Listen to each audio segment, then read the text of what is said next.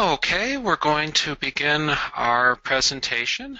This is the ISO 9001-2015 Critical Points of Review during the Transition Audit Process. My name is Joseph Krolikowski, and I am the Technical Director of Perry Johnson Registrars. Couple technical notes here. Everyone is on mute. However, we do want to get as many of your questions as we can. We want to make sure that any questions you have are answered. Please use the dashboard to ask your questions, and at the end of the presentation today, we will answer them for you. Our topics for today are going to include a discussion on the handling of the transition. We're going to review the projected amount of additional audit time that's needed. We've got kind of a deep dive on the anticipated new audit content. We've actually added a couple of things to this part of the presentation. We'll summarize how the 9001-2015 audit is going to be different from 9001-2008. I'll have some concluding statements, and then, as promised, we will definitely take your questions. Now, PJR is going to be offering three potential approaches for companies that want to complete a transition. Transitioning as part of a recertification audit is going to be considered the preferred approach, the ideal approach. And that is because the recert audit already has additional audit time. It already obviously comes with a new certificate. However, we recognize that for a number of our clients, doing it as part of a recertification audit is not going to be feasible. And so we do offer also transitioning as part of either an annual surveillance audit, in which case we would be looking at a small amount of additional time. That's going to vary from case to case. We're also, for any companies that are presently on a semi-annual surveillance frequency, we can also offer to do it as part of 2 consecutive semi-annual surveillances. Now, in this instance, we can split the additional audit time between those 2 audits. We would also offer the option for a company on a semi-annual frequency where we would do the additional audit time in a single step and then get the new certificate out to you. So 3 options depending on what your situation is and what your preferred timing is. Now, if you choose to transition as part of a surveillance audit, we will issue a cert revision. So let's say, for example, you re-up in 2016 to ISO 9001-2008. As you've learned in other presentations, your certificate will bear an expiry of September 14th, 2018, as that is the cutoff for 9001-2008. When you complete your transition audit, you would then receive a revision cert, which would show the balance of time going back to the original recert to reflect a full 3-year period. Okay, now in terms of the additional audit time that's going to be needed, again, this is going to pertain only to surveillance audits. This does not apply in the case of recert audits. We have prepared a grid to help us calculate the amount of time that's going to be needed. The following details that we can share with the group here. Most companies, if they choose to do it as part of a surveillance audit, are going to be looking at a half day of additional time, 4 hours. Now, there are going to be some companies out there that will be able to transition with no added time at all. Again, we will visit that on a case-by-case basis. Now, in terms of the new content and what we're going to be reviewing, we've done kind of a deep dive for this presentation, and we really want to give you a sense of what are the new areas, what are the new questions that you're going to be facing. And we're going to take these in the order that they appear in the standard. We'll start in section 4.1, where it asks the question, has the organization implemented a process to determine, monitor, and review external and internal issues that are relevant to purpose and strategic direction? This is one of the obviously larger ideas that was ushered in by Annex SL, the whole idea of awareness of internal and external issues. It's obviously a high-level quality system establishment activity. Our plan for assessing this requirement is going to include reviewing documentation with upper management, interviewing upper management. This is a very high-level item, as I said, and the expectation is not that you're going to roll out a whole new strategy for this requirement, but you should, as an organization, you should be aware of what your external and internal issues are. What are the things that are being raised by your customers? What are the things that are coming from suppliers, from statutory and regulatory authorities, from your employees? What are the issues that are going on within your organization that are relevant to your quality system? And that kind of ties in with another very new requirement, and that is, who are the interested parties? Now, it's important to bear in mind when we're reviewing this whole concept of interested parties. The standard provides kind of a disclaimer on this, and that is that the interested parties are going to be those folks are going to be the ones that have been determined relevant by the organization. So it's not that an auditor can come in and point to one group or one individual and say, right, that's an interested party. What are you doing to address that person's concerns? It's still your system, and it's still going to be under your control to kind of ascertain who the interested parties are. We've reviewed in other presentations what that consists of, who those folks are. PJR's assessment method for this part of the standard is, again, going to be a review of high-level documentation, things like quality manual if you choose to have one, and again, interviews with management. Additionally, in 4.2, and again, kind of the same idea here, do you have a process to monitor and review information about interested parties and what their requirements are? This is actually something that you're expected to include within the management review process. So definitely look to that, as well as, again, the interviews with the leadership team for our assessment of this area. Now, as it pertains to the scope statement, one of the interesting changes that has come about in Clause 4.3 goes as follows. Is the scope statement appropriate and accurate? And does it take into account internal and external issues, interested party requirements, and does it reflect the products and services of the organization? Now, we assess your scope statement on every audit anyhow.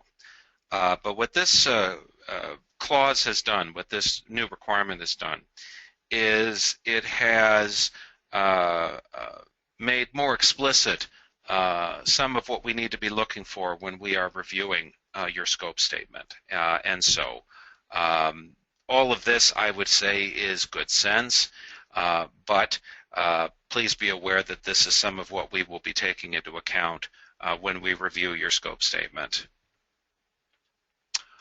Additionally, from Clause 4.3, we're going to be assessing exemptions. This is one of the more interesting changes that's been ushered in by the 2015 standard.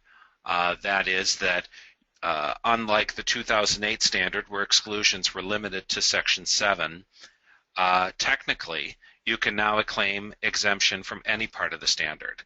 And in terms of how we're going to audit this, it's still going to be very much a documentation activity. You still have to document your exemptions. You still have to justify them, just as you do now under permissible exclusions, and our assessment of this will be the same. But now exemption can be sought from any part of the standard. Moving into Section 5, we'll start with, has management demonstrated that it has taken accountability of the effectiveness of the quality management system? And this is actually the first of three subclauses here under 511 that pertain to what does management, what does leadership do within the system. There's been a tremendous amount of emphasis placed on the role of the leadership team within the standard, within this version of the standard. So again, we're going to be looking to see, is management a participant in what we would classify as some of the key activities, thinking about management review, thinking about corrective action, thinking about resolving complaints, thinking about what does management do to keep itself abreast of what is going on within the system. This is part of what's driving that. If we look at 511B, it says, does management ensure that the quality policy and objectives are compatible with the strategic direction of the company? This is where we see this tie-in with the business aspect of the company.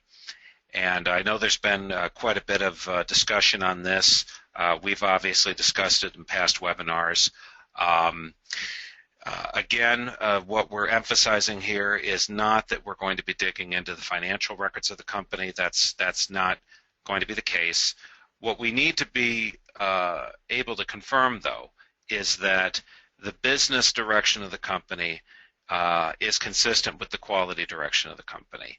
And are we making strategic decisions that are consistent with the policy and objectives? Now, we'll look for those things in some of the obvious places, management review meeting minutes, for example. But we also might see business plan minutes. We might see operational memos. We might see requisitions for things that need to be purchased to support the quality system and so forth. So our assessment of that is going to be varied. And then here's the third subclause. Has management ensured that the quality management system requirements have been integrated into business processes? Now again, we don't dig into the accounting books, but there are a couple of places that we feel are potential manifestations of this requirement. You think about the business processes, they use documents, right? There's records that are retained. Well, there are applicable requirements from ISO 9001 that can be applied there. Revision control, retrievability of records. Any process within an organization has people, obviously, and those people have to meet a minimum competency requirement. So we would look to see, are there competency records in place for the personnel that function within the business processes. So that's some examples of what we would be looking for there. Moving into clause 5.2, we have a requirement pertaining to quality policy that states it has to be made available to all relevant interested parties. Now, you'll note that interested parties, the term, that implies external as well as internal interested parties. Now, our feeling on this is that this is essentially what was intended all along in clause 5.3 of ISO 9001-2008. So in terms of making it available, what does this mean? Is it available? We feel that some of the obvious simple steps that can be taken, putting it in your front entryway. A lot of companies will do that. Listing it on your website, making it part of the business literature, your flyers and so forth. These are all acceptable ways to make it available to the external interested parties. Now, in terms of internal interested parties, all of the established methods are still going to be acceptable. Passing it out on cards, hanging it up on the wall, putting it on the internal website, putting it up by the time clock. I'm sure some of you do that. There's all kinds of ways to make this happen for the internal interested parties. I would say that perhaps for some of you, what you'll need to consider here, as we said, is the whole issue of external interested parties. Has top management taken on the responsibility for managing the quality system? Now this is the elimination, if you will, of the management representative position. And our assessment here is going to be very similar to what we've already mentioned. We want to be able to confirm that management is a participant in the system, that they lead. Again, we've already said what that means. Participation in management review, corrective actions, customer complaint resolution, etc. Now, our expectation on this is that the leadership team is going to be aware, they're going to be participants. It does not mean that you can't establish a key contact, and we are comfortable with the idea that there can be a key contact, a focal point, but we need to be able to confirm that leadership leads and runs their quality system.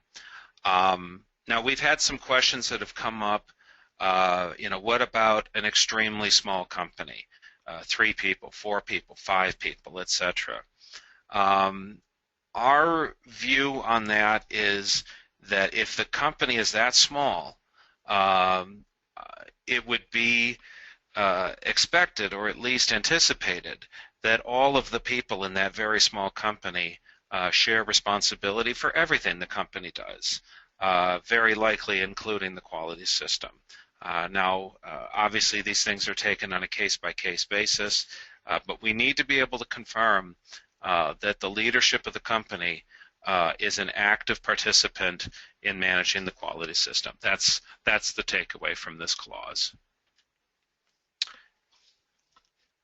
Has top management established a means to monitor if processes are delivering intended outputs? Now, our feeling here is that the existing methods of analyzing KPIs and objectives are going to be brought to bear. Management's participation in corrective action obviously will help here.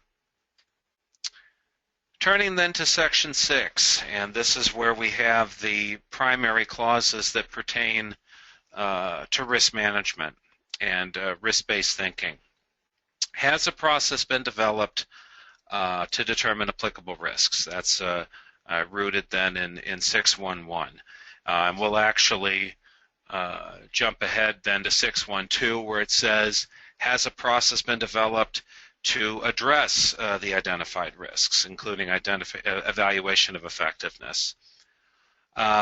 So I want to make sure that I'm again restating the important points here that pertain to risk-based thinking and risk management, and those are: a formal process is not required.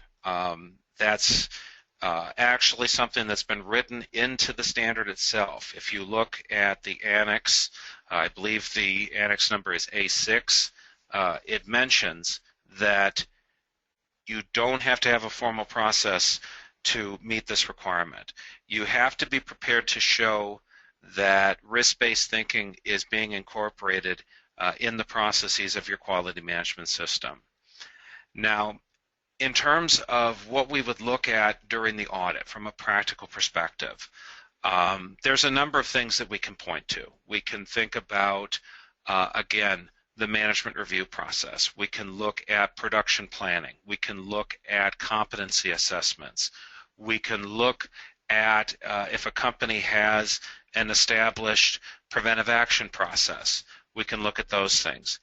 Anything that gets us to where we can conclude that the organization is within its processes, considering what are the things that are coming that are going to be potentially harmful to the quality system, and also, and it's important that you remember this, Section 6.1 also talks about opportunities.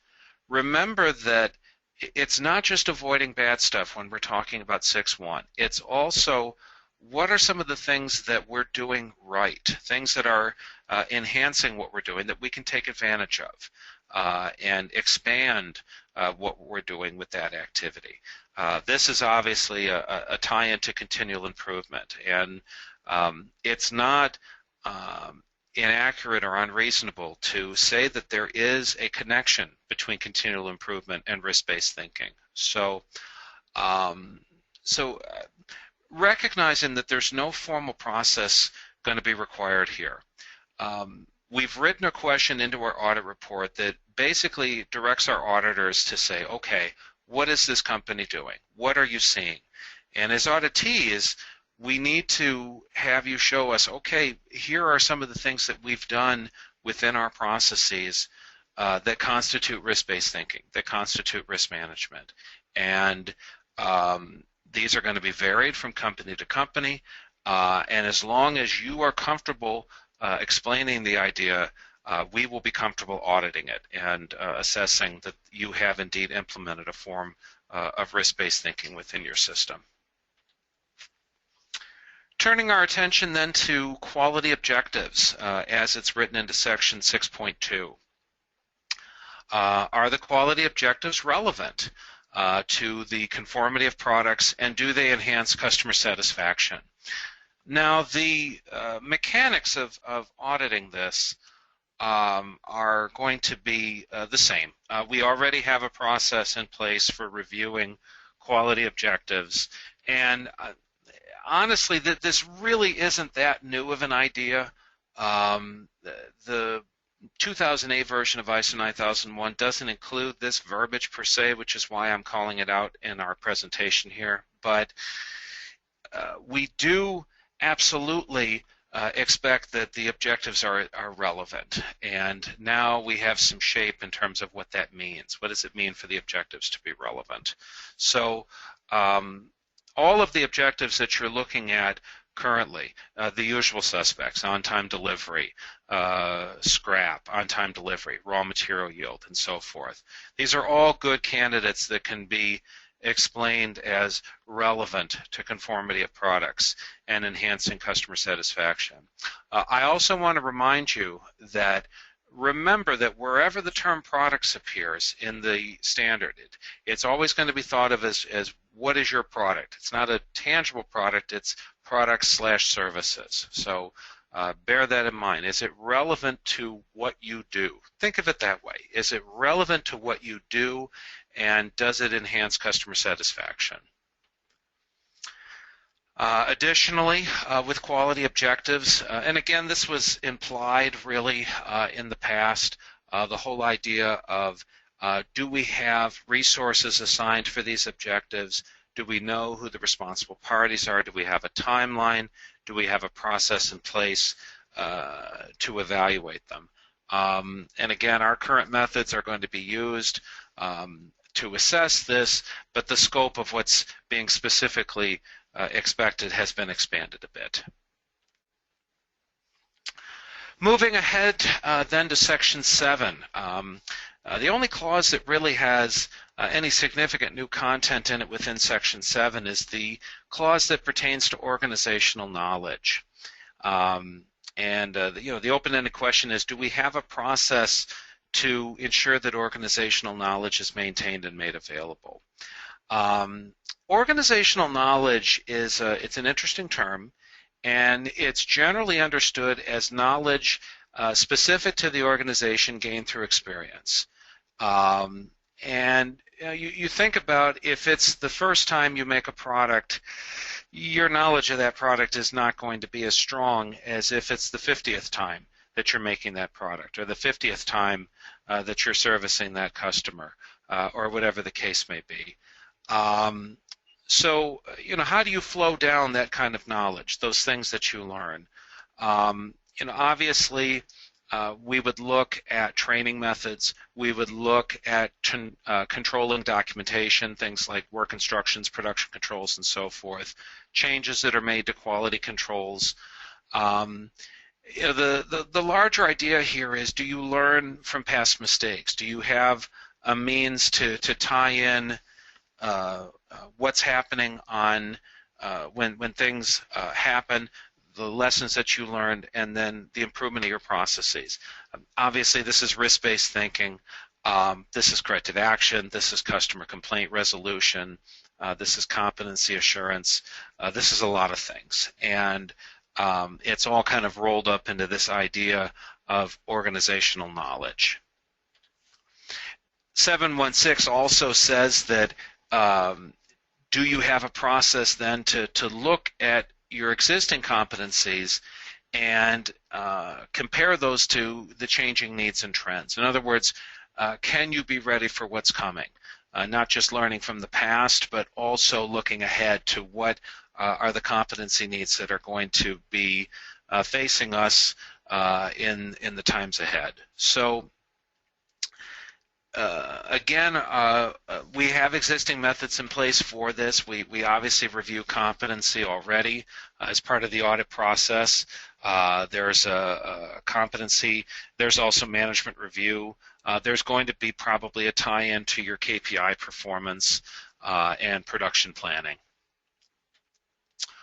Okay, turning then to Section 8, we have, again, just a couple of items that have been identified as new.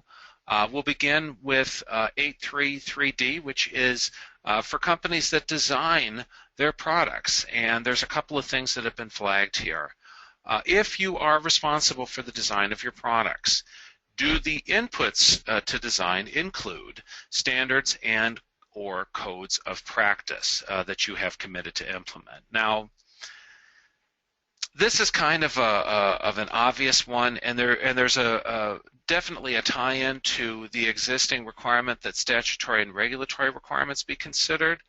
But we very much want to show in the assessment of this that we've considered all of the relevant inputs. So it was decided to put this a little bit more explicitly in the list of required inputs. And that's also the case for 8.3.3E, where it says that inputs also need to consider the potential consequences of failure due to the nature of products or services. Now, with this item here, obviously, it's going to be very much dependent on what is the product that you're designing. You know, if you're designing a product that is going to become part of a 500-piece assembly 2 or 3 customers removed from you, your ability to consider potential consequences of failure is going to be severely impacted by that, obviously. However, if you are designing an end-user product, the expectation is going to be, is there something to consider as it pertains to failure? What are the consequences of failure? You know, are we looking at safety issues, financial issues, and so forth? Section 8 also has a new requirement as it pertains to external providers and reporting of external provider performance. Now, there's been a requirement for reevaluation of suppliers for some time. If you read 741 of 9001-2008, it does talk about methods for selection, evaluation, and reevaluation as required. So they've kind of expanded on this idea and said, do you communicate that to the suppliers, to the external providers? So our method of assessing this is going to be the same, and we're simply going to have an additional new point of information to look at.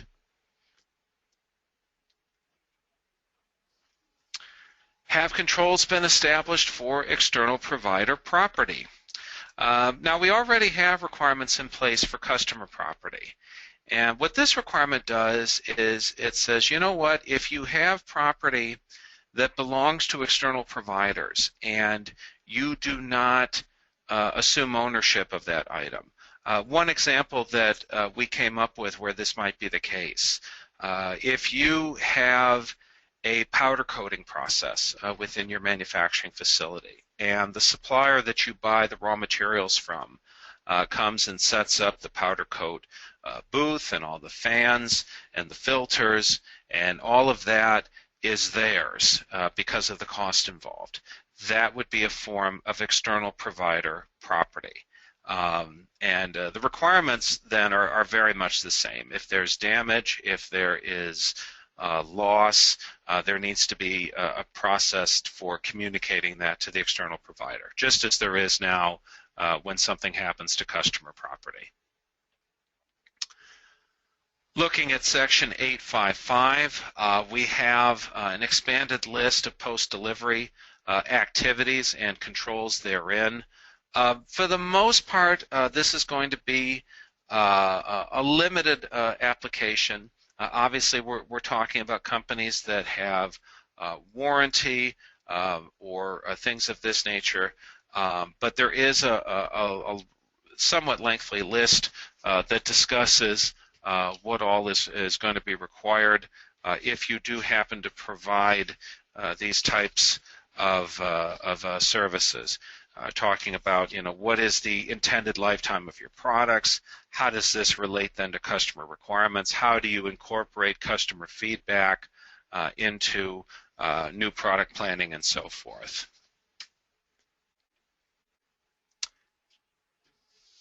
Section 856 talks about what is your process for responding to unplanned changes. If you have something that comes up out of the blue, if you have a customer complaint issue that comes up that forces you to change some part of your raw material process, for example, or if you have a supplier that goes out of business and you can no longer purchase from them, or if there is some kind of an interruption in the delivery chain, what do you do to ensure that you can respond to an unplanned change in such a way that you can maintain requirements? And you're already in the practice of looking at a situation, a problematic situation, and figuring out what to do about it. We can think about existing methods such as corrective action, customer complaint resolution. That would be what we would look to. And it's also entirely possible that long periods of time could pass without such an event occurring. Section 856 then continues and says, do you have a method to retain documented information about those changes? Who authorized the change? What actions were needed based on the change? And again, existing methods would be brought to bear. Turning then to Section 9, we have some new requirements that pertain to the content of the management review process. We're going to kind of click through these here and then we'll discuss our expectation. Do you discuss internal and external issues and changes to those issues and assess the effect of those changes on the direction of the company? Do you, within your management review process, discuss external provider performance? And do you, within your management review process, assess risk management activity? In all three cases, the method for auditing that, the management review process, is going to be exactly the same. There's no change to that part of it. We simply have an expanded list of what we're going to be looking for. So for you out there in the organizations, I would say that take a look at your agendas, take a look at what you're doing to meet the requirements for management review, and make sure that these three topics have been included in some way, shape, or form. Okay, that's all of the new requirements from the standard. Let's shift topics here and kind of take a general overview on what's going to feel different in the 9001-2015 audit.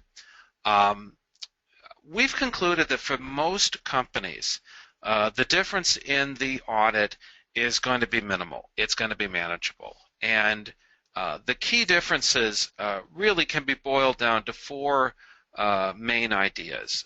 Obviously, risk-based thinking, the whole idea of managing risk at the process level. The elimination of required documentation. Our other webinar discusses this in more detail, but obviously it's well known at this point that you're not required to have a quality manual, you're not required to have procedures. These things can certainly still be maintained, but they're no longer mandatory. The whole idea of interested parties and expanding the vision of where do requirements for a quality system come from and what's relevant, and then the expanded role of leadership, at least as it pertains to what we assess from leadership when we review the quality system. And speaking of leadership, we have expanded the portion of the audit that deals directly with leadership. We've added now within our audit report, we have a series of questions that are to be directed to the leadership team. And we've got some other areas within our report where we're directing our auditors to make sure that leadership is involved in the management of the system. And when we say team, we do mean team. Expect that the auditor is going to say, okay, I need the leadership team for 15, 20 minutes or whatever the case may be. We're going to discuss some of the high-level items pertaining to your system. And he or she is then going to follow the list of questions that have been prepared within the report. As mentioned, the audit will also include a targeted review of risk management. Now again, I will re-emphasize that risk management does not have to be a formal process.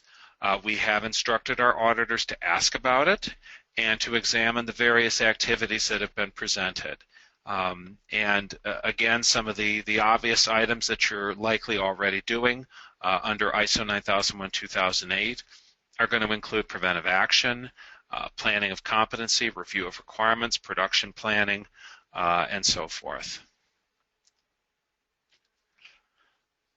We have no more preconceived expectations for documentation. We will not demand that you have a procedures manual. We will not demand that you have a quality manual. If you choose to have these items, please recognize that the content of those documents is still going to be subject to audit. It's considered admissible as audit criteria. Now, one other thing that I want to mention and make sure that you're aware of, the ISO 17021 standard, which is the standard that PJR is held accountable to. There's a key new item that's been identified as relevant that needs to be verified, and that is statutory and regulatory requirements. So accordingly, we've directed our auditors to review statutory and regulatory requirements, and we have provided a special section of the audit report for this purpose. Now, it's obviously possible that statutory and regulatory requirements will not apply in your case. You may not have, for example, ITAR regulations. You may not have requirements in place for perhaps for DFARS or things of this nature, but we are putting it in our audit report to address the new requirement from 17021. Now, I also want to address the whole question of how is the audit going to be the same. And the most important thing for you to remember about approaching an audit, whether it's going to be 9001-2008 or 9001-2015, that is that these are process audits, and we audit your processes. We don't audit the elements, we don't audit the clauses of the standard, we audit your processes. And that's been the case for a long time now. We transitioned over 13 years ago to process auditing, and that has not changed in the 2015 version of ISO 9001. The methods of auditing are still going to be the same. We're still going to observe what you're doing. We're still going to look at documented information. We're still going to interview people. We're still going to gather multiple samples. We're still going to review multiple pieces of evidence.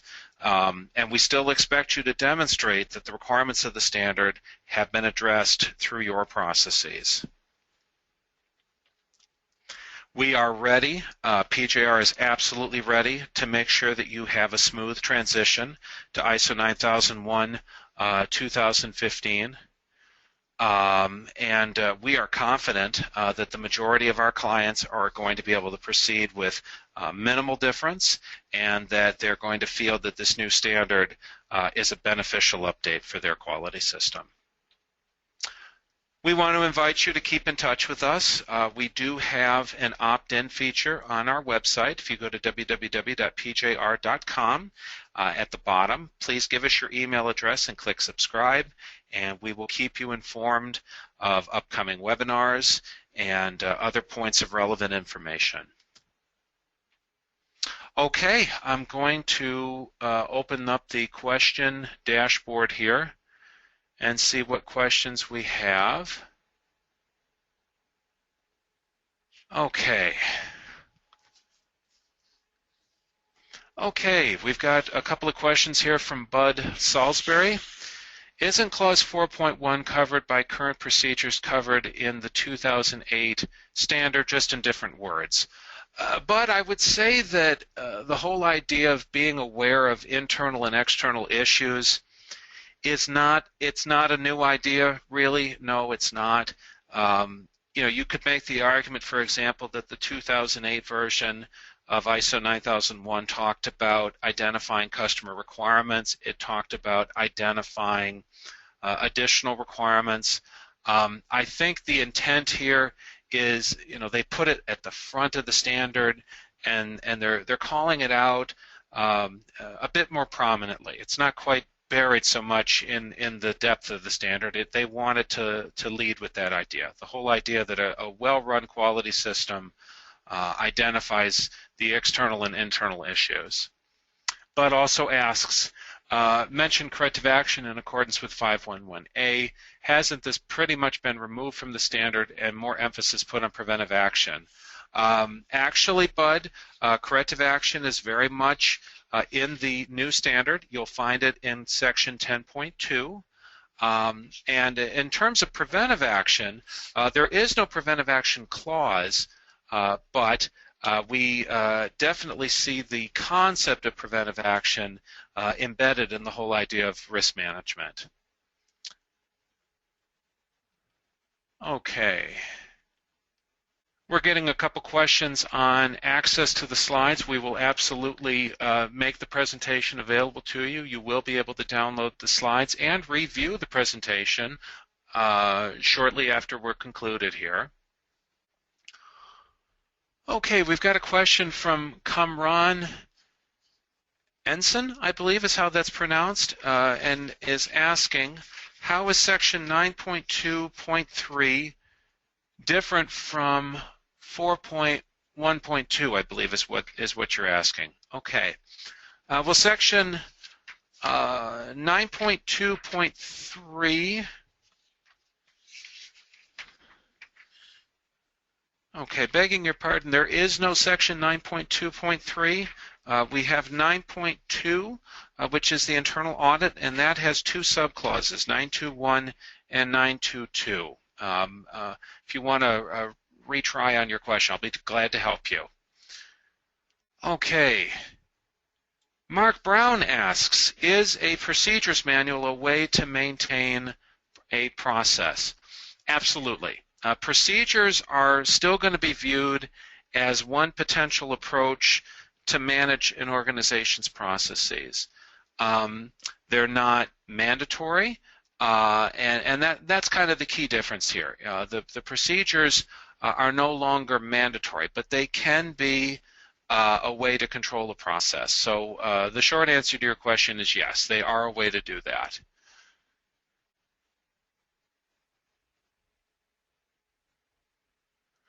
Okay.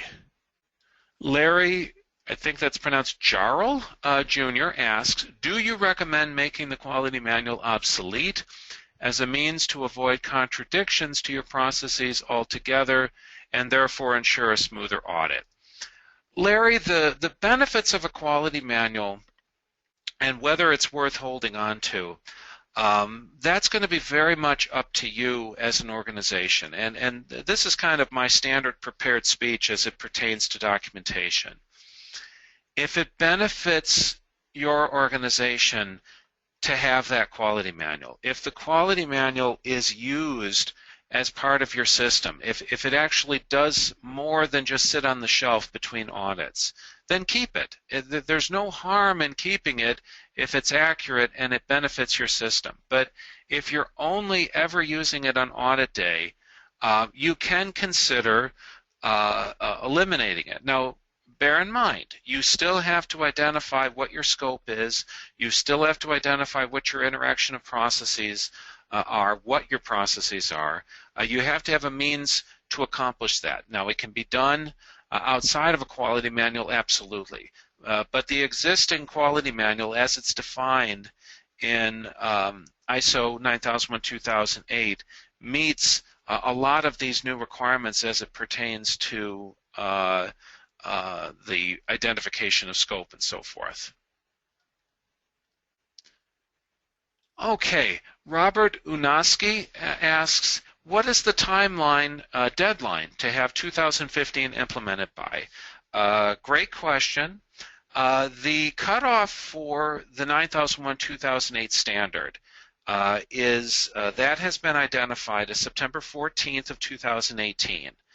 Now, in terms of the last date that we will do a transition audit, that's been established as May of 2018.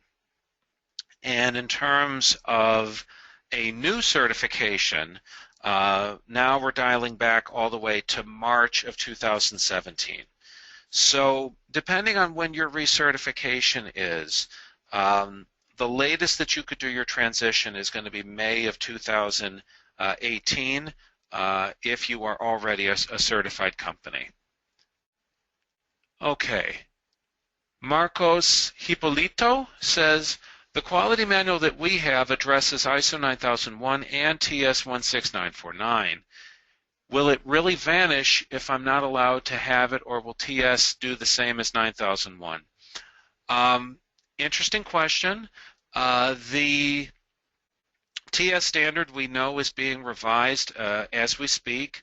As to whether or not TS 16949 is going to include a requirement for a quality manual, uncertain at this time. So I don't feel comfortable answering that definitively because we simply do not know which move TS is going to make as it pertains to the requirement for a quality manual. Okay, Ricardo Toribio asks, when will we give this particular presentation again? We will be giving this presentation again next month. I do believe we have a date picked out for it. It is going to be on the schedule. I want to say it's December 23rd. And this particular presentation is available for reviewing at your discretion anytime. Okay, we have a follow-up from Kamran, and Kamran is asking about 9.3.2 versus 4.1 and 4.2. Well, bear in mind, Kamran, that 9.3.2 talks about the inputs to the management review process. Now, and in terms of correlating, I think what you're trying to do here is correlate the identification of external and internal issues and what's going on with interested parties. Those are both in here. If you look at 9.3.2 subclause B and 9.3.2 subclause C1, you'll find discussion of external, internal issues and interested parties. They are definitely linked ideas. Tariqul Sina asks, are flowcharts acceptable as documented processes? Absolutely. Flowcharts, I would say, are a great way to define your process, how it functions, and how it is controlled. That is absolutely fine. Sabine Dusenberry asks, if our recert is next year, do we have to be compliant to 2015? No, you do not. You would be permitted to recertify next year, 2016, to ISO 9001-2008. But bear in mind, the certificate that you receive will bear an expiry of September 14th, 2018, and you'll be required to complete a transition as part of a surveillance audit prior to that date. Okay. Getting some compliments on the webinar. I appreciate that. Very kind of you. Bud Salisbury asks, 4.3 and 4.2 of the 2015 standard requires much of the information in a quality manual to be maintained as documented information. Do you agree? I do. It talks about available, maintained as documented information. I'd actually like to point out to you that this is a key piece of terminology here. Maintained as documented information. This is a term that's been introduced into the standard that is meant to take the place of documents. When you see a phrase maintained as documented information, think of that as a document reference. There's only a few of them, but they are in there. Now, I want to also mention to you the whole concept of retained documented information. That term, there's more of those, and that's a reference to records. So always be on the lookout when you're reading the standard for maintained documented information and retained documented information. Okay, Jesse Session asks, statutory and regulatory requirements are part of our ISO 14001 EMS. Can we simply reference the 14001 system during the QMS audit?